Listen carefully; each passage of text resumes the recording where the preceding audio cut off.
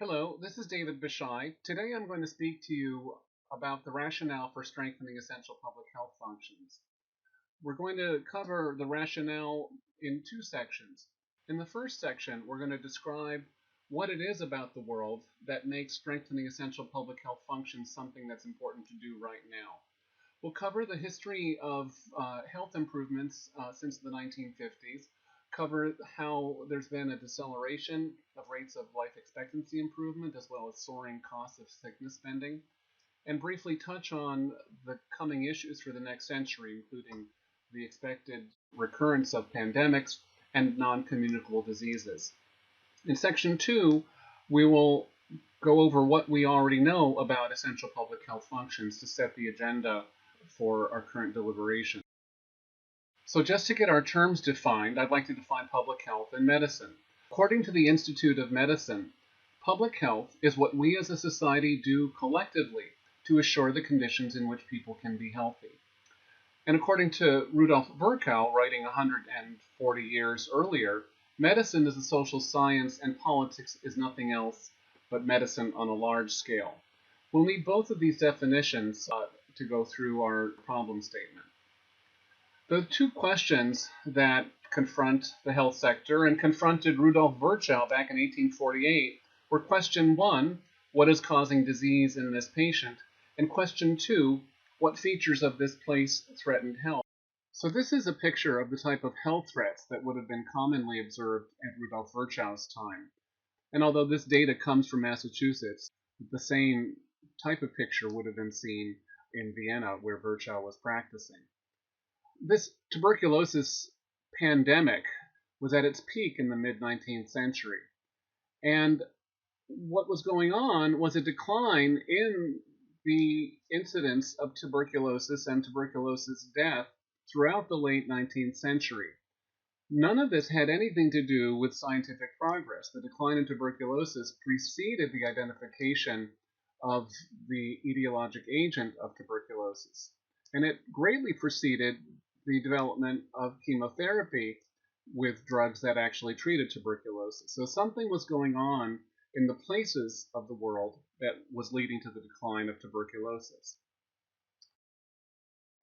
Over the 20th century, there's been an immense rise in health care spending.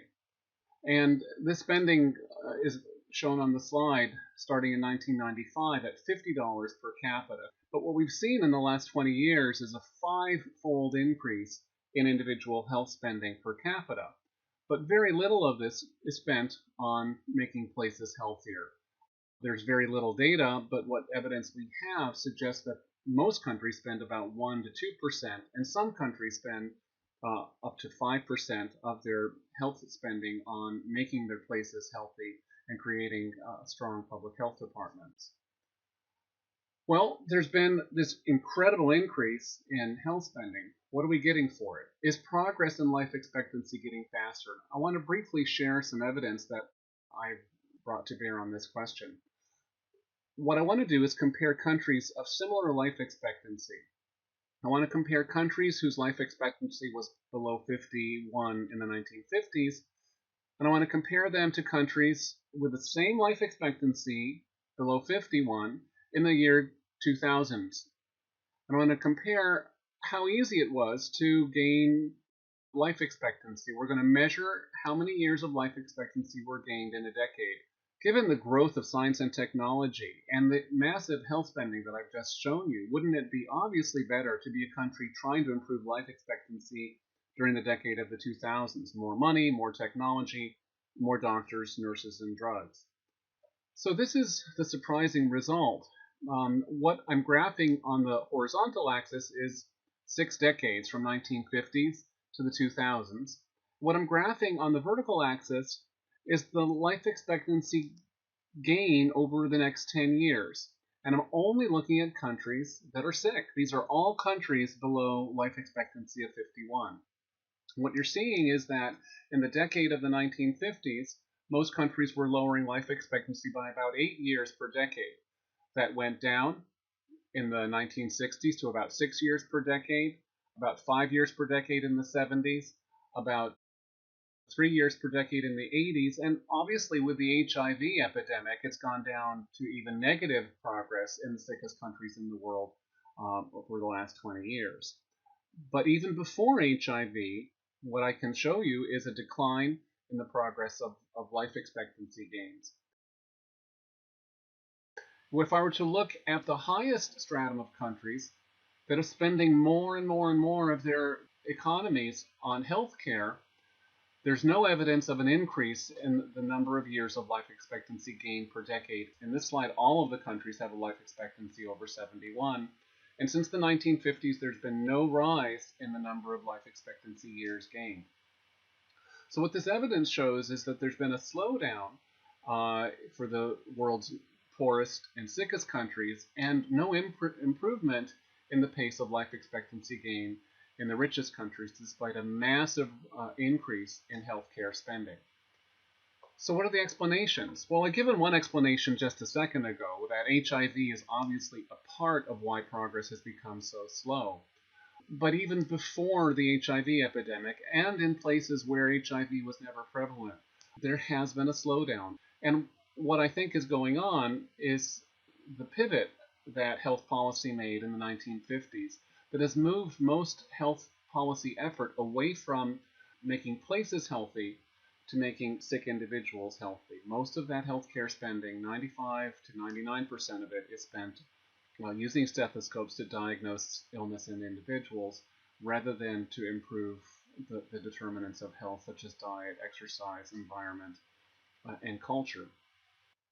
Given that we're 2 years out from a massive Ebola epidemic, and we are currently in the middle of a Zika pandemic, it's time to just briefly touch on the intense effort that's been going into thinking about why Ebola got as far as it did. There were many commissions and high-level panels that investigated the lessons learned from Ebola. And there's wide agreement that what we learned from Ebola was the need to strengthen our public health system. The World Bank used its lesson to develop a pandemic insurance plan where countries can call on a window for rapid funding to bring in resources and human capacity to address a pandemic after it has been detected. And the WHO developed this recovery toolkit with multiple excellent resources to be ready before the pandemic, to create the conditions that lead pandemics not to get out of hand, to stem them very rapidly. This is an excellent resource. I want to briefly touch on the exceptional Nigerian experience with Ebola. Their epidemic was very short. Their epidemic started on July 20th with one traveler who arrived at Lagos Airport, and it ended on September 5th when Nigeria was declared Ebola-free. Their success came from public health practice. The index case that entered Nigeria was diagnosed with Ebola 3 days after entry. It's been kept under surveillance. Attempts to treat the disease with malaria medications had failed, and the diagnosis was made rapidly. An incident management system was started the very same day that the Ebola case was diagnosed. Nigeria, and especially Lagos State, which bore the brunt of the epidemic, was able to complete over 18,000 in-person follow-up visits and contact tracing for 989 contacts of the sick individuals. So they were able to jump right on top of their epidemic. How could this be? Well, Nigeria was very fortunate to possess a lot of epidemiological and contact tracing capacity from its polio program. And so the health director of Lagos State was able to rapidly take these resources and use them for Ebola. But Nigeria was lucky, and many parts of the world do not have that capacity, nor do they have the good fortune of having wise leadership, which was abundant in Nigeria during its exposure to Ebola. Well, I don't want anybody to feel that this public health stuff is just for infectious diseases. What about non-communicable diseases? Well, what we know very well is that non-communicable diseases do communicate through culture. Environments sustain health behaviors. Institutions sustain health behaviors. These are cultural and they're multisectoral. And addressing the epidemics of injury, heart disease, cancer, disability, this comes from a, a multi-sectoral approach where a public health leader would convene together law enforcement, all of the doctors and nurses and pharmacists, clergy members, teachers, citizens. Everybody has to get together and mutually understanding their health threats, because it's not going to just come from the health sector. What is going to come from the health sector is the convening symbolized in this slide, where one brings together people to have a discussion about the burden of non-communicable diseases. So I want to operationalize the, the second question that I raised at the outset. When one asks what causes of disease are in this place, one has to do three things: assess the nature of the epidemic and engage the community with the answer to what causes of disease are in this place. And only through the community's engagement can one develop policy. After the community has been engaged, the community will be mobilizing its resources. Obviously, many public sector resources will come to bear, but there's so many important answers to health problems that come from outside the health sector. So what have we seen happening in the last 50 years? Health policy has over time become equated with medical care policy. Individuals are widely seen as responsible for their own health. And this public health initiatives that had been so strong in the first part of the 20th century have been co-opted by individualism, where we focus on preventive services to single individuals.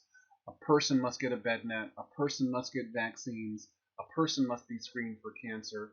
We focus on universal health coverage, which many misunderstand as insurance coverage for sick individuals. We often get focused on access to healthcare services rather than to public health guarantees of a safer environment and a safer culture. So let me summarize section 1 with the policy statement. The coming 21st century health threats cannot be addressed solely by a focus on treating sick individuals. So the problem is that we will be needing capable public health units with high performance in essential public health functions. This will be a critical element of sustainable development, to have the ability to create the conditions under which people can be healthy. Now here's the good news. Efforts to measure and achieve high performance in public health have been under development since the mid-1990s, and many of the people that know how to do this are in our midst. So the problem is to consolidate our knowledge to develop a strategy to universally cover people with essential public health functions.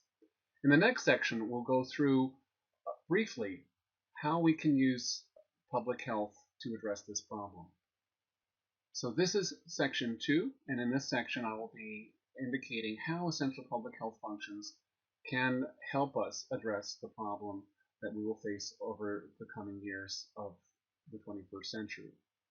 I'd like to briefly touch on the Frieden Pyramid. This is Tom Frieden's excellent diagram of the factors that are responsible for our health. At the very base of the pyramid are socioeconomic factors, which are very broad and very general. And then a subset of that are the context for individuals' decision-making around their health. Beyond that are interventions. Very often we focus in public health on intervention. Then there are clinical interventions, and finally counseling and education. And in Frieden's pyramid, the base of the pyramid is dominated by massive population impact. Everybody shares in things at the base of the pyramid, whereas at the top of the pyramid are things that focus only on small groups or even individuals one at a time. So what we're focusing on in public health, there's factors that really towards the base of the pyramid and at the second rung. What can we do to change the context of individual decisions, and what spatial, cultural, and socioeconomic factors are underlying the conditions under which we can be healthy? How do we implement an improvement in the conditions under which we can be healthy? Well, the vision on the left is this top-down strategy of a political leader conducting medicine on a large scale. And this political leader would obviously be doing interventions. That leader, or this public health leader, could create programs for this disease or that disease, a vaccination program, a tobacco control program, an injury control program. And that's valid and right and good, and we want our public health practitioners to be good at top-down strategies. But on the right of the slide is this idea called the therapeutic alliance, where we want our public health practitioner to have the skills in convening multiple sectors of their community to engage them in understanding the burden of disease and the disease threats, and engage them in coming up with solutions. One can do public health campaigns such as vaccine screening, condom promotion, and awareness, and one can produce public health alliances to work on community organizing, to get communities to understand their health problems. There are strategies called collective impact that gather broad coalitions. And one word that's commonly used is to put health in all policies. And this goes beyond government policies to literally be health in all policies. And this can be done with the convening power of a public health officer. So that cycle that I showed earlier of assessment, developing policy, and assurance has to be done throughout the work cycle of all of the people we want to have practicing public health. This cycle of assessing and policy development and assuring is deeply related to what we know about essential public health functions. In the CDC's version of the 10 essential public health functions, as you can see on the rim of that cycle, assessment, policy development, and assurance were always characterizing each of the 10 individual health functions. And we will be discussing throughout our workshop efforts that can be done to measure each of these 10 essential public health functions and to emphasize them. But I did want to call out the part of the cycle that I have my eye on. I'm very much interested in these policy development parts of the 10 essential public health functions.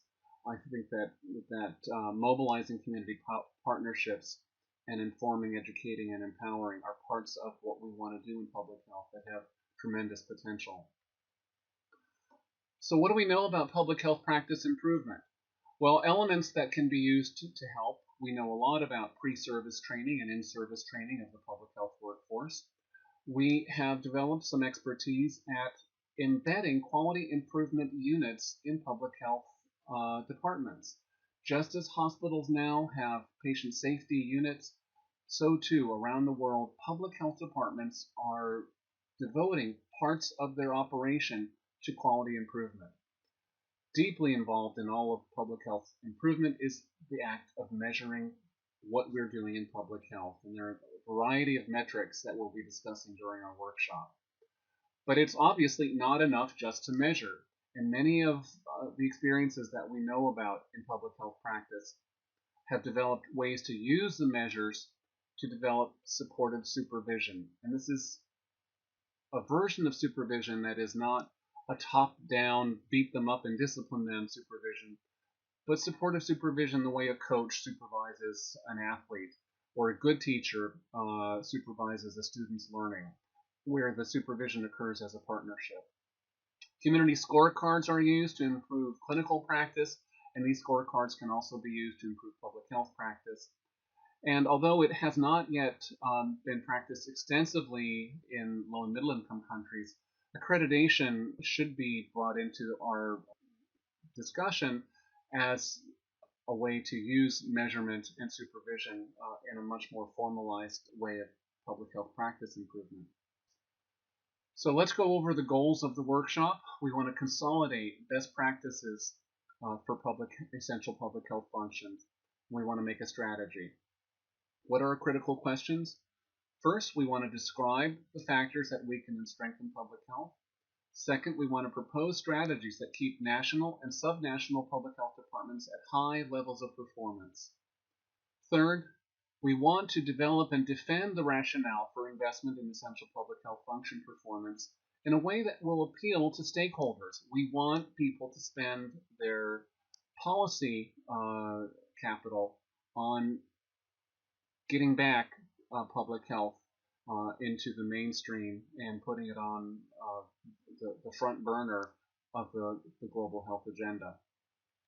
And so we want to come away with a blueprint to implement strategies that will maintain high levels of performance at national and subnational levels. I've developed a problem statement that it's essential to spread universal coverage with public health functions. Development occurs when communities can do the things they want to do, and there's nothing more fundamental to what a community wants to do than be healthy.